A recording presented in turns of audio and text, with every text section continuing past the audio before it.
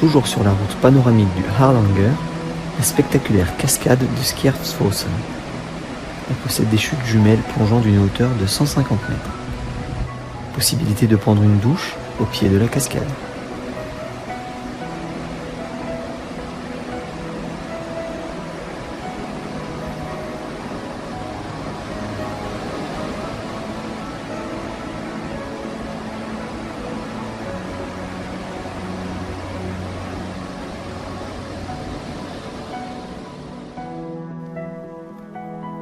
La route panoramique du Hardangervidda, 67 km, tout en contraste, nous fait passer des paysages des fjords de l'Ouest au vaste plateau montagneux de la Norvège.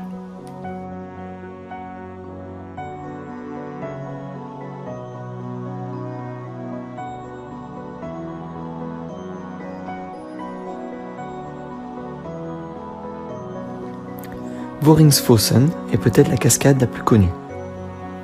De grandes quantités d'eau plongent ici sur une hauteur totale de 182 mètres, dont 163 mètres pour la cascade la plus grande, du plateau du Hardangervidda jusqu'à la vallée. Une passerelle est installée au-dessus du sommet de la cascade. Sa conception mélange les caractéristiques d'un pont et d'un escalier, celui-ci comportant 99 marches pour une portée de 47 mètres.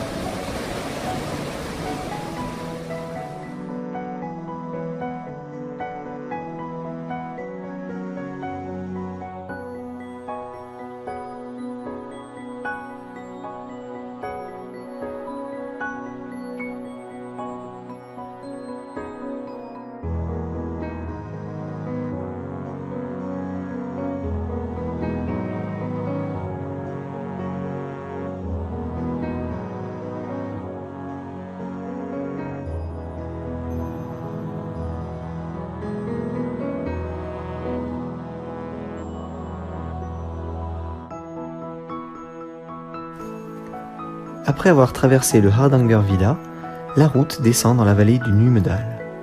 Longue de 160 km, cette vallée aux paysages multiples est surnommée la vallée du Moyen-Âge pour les 3 églises en bois debout qui la jalonnent. Dans cette vallée, la rivière Numedalsklagen s'écoule entre les forêts et les alpages. On y découvre un paysage champêtre et rural, parsemé de corps de fermes anciens en bois, ainsi que de très vieux greniers surélevés appelés stabures. Les couleurs des bâtiments en disent souvent long sur leur fonction ou sur le rang social des propriétaires. Le rouge est surtout un coloris naturel sur ces terres où abondent des oxydes de fer. Ainsi, la maison rouge est celle du pauvre, tandis que la blanche est celle de celui qui a les moyens de se distinguer des autres. Le christianisme a été introduit en Norvège vers 1000 après Jésus-Christ et dans les années qui ont suivi, environ 1 millier d'églises en bois debout ont été construites. On a répertorié environ 1300 églises médiévales, dont 28 ont été sauvegardées en Norvège. Une stavkirke est une église médiévale en bois typique de la Norvège. La plupart ont été édifiées entre 1100 et 1350 environ. On les appelle en français les églises en bois debout, car des mâts ou poteaux sont utilisés pour soutenir le toit et l'élévation de la nef, mais aussi élever les murs. Elle constitue un des types les plus élaborés et les plus techniquement avancés de construction en bois qu'ait connu le nord-ouest de l'Europe au Moyen-Âge. La plupart se trouvent dans le sud du pays, mais certaines ne sont plus sur leur site d'origine. Si les églises en bois debout ont survécu au fil des siècles, ce n'est pas par souci de préservation ou de vénération, mais plutôt à cause du manque de moyens des paroisses qui ne pouvaient pas les remplacer par des églises en pierre. Aujourd'hui, elles cristallisent un devoir culturel pour 3 raisons. Leur valeur artistique, le vestige du passé qu'elles représentent, leur attractivité touristique.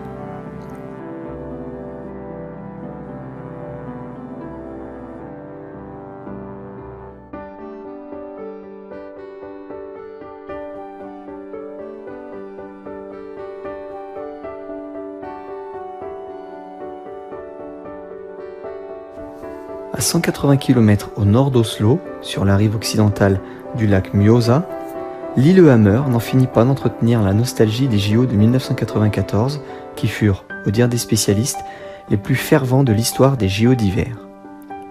On s'y arrête pour visiter le plus grand et le plus intéressant musée de plein air de Norvège, Maihaugen, et recueillir quelques miettes de sa gloire olympique à présent révolue.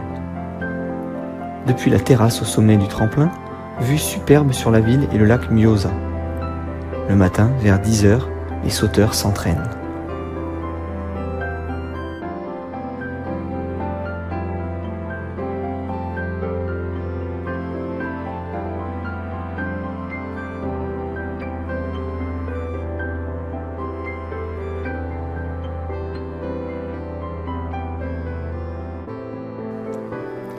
Maihaugen est le plus grand musée de plein air de Norvège, 37 hectares. S'il n'en fallait retenir qu'un, ce serait celui-là. Les quelques 200 édifices répartis en 3 grandes sections montrent la vie à la campagne dans les années 1700-1800, en ville au début des années 1900, et un quartier résidentiel représentant les différentes décennies des années 1900 jusqu'à la maison du futur.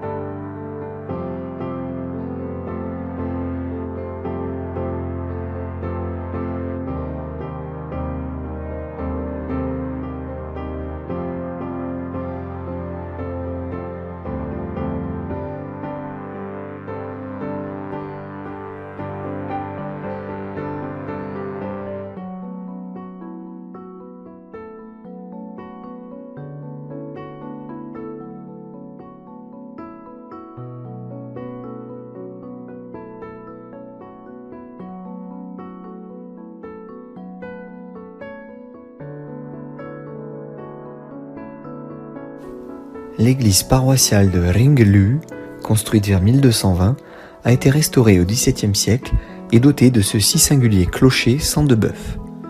On est surpris par le contraste entre son aspect extérieur plutôt sobre et son aménagement intérieur baroque, coloré et très chargé.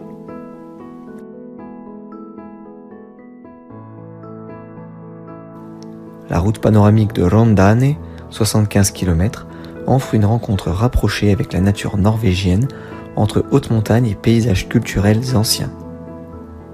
Tels d'anciens géants endormis, les montagnes bordent la route qui longe le parc national de Rondane.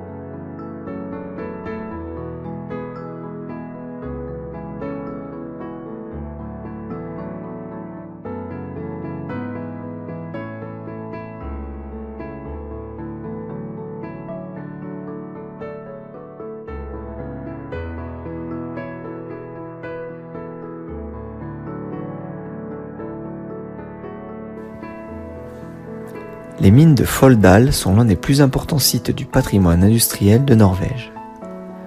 Les mines ont fonctionné de 1748 à 1993 et exploitaient du cuivre, du zinc et du soufre. Le site a été transformé en musée sur l'exploitation minière.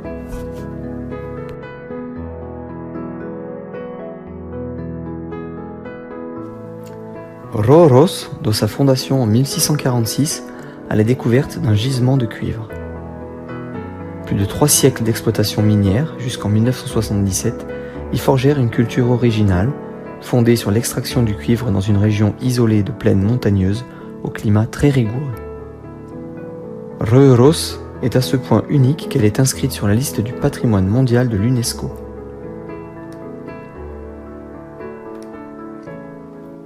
Entièrement reconstruite après sa destruction par les troupes suédoises en 1679, Røros a conservé environ 80 maisons en bois à 1 ou 2 étages, certaines datant des XVIIe et XVIIIe siècles. Les façades en bois noirci de nombre d'entre elles donnent à la ville un aspect médiéval, un vrai voyage dans le temps. En plus des Allemands, des Lorrains sont venus habiter ces masures, attirés par les bons salaires de la mine, qui leur permettait de se payer quelques produits de luxe comme le tabac. L'élevage de cochons, de moutons et de volailles améliorait substantiellement l'ordinaire. Du haut du crassier qui semble vouloir engloutir la ville, superbe vue sur celle-ci.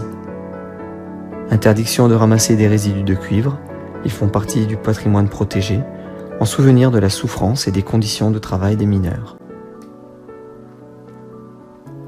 Elle aussi bâtie par la compagnie minière, comme en témoigne l'emblème au-dessus de l'horloge de son clocher carré, l'imposante église luthérienne est le seul édifice en pierre de la ville.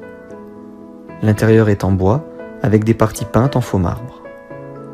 Elle peut accueillir jusqu'à 1600 personnes. Les drapeaux exposés à l'intérieur étaient ceux de l'armée privée de l'entreprise. Dans l'église, un côté était réservé aux hommes et l'autre aux femmes.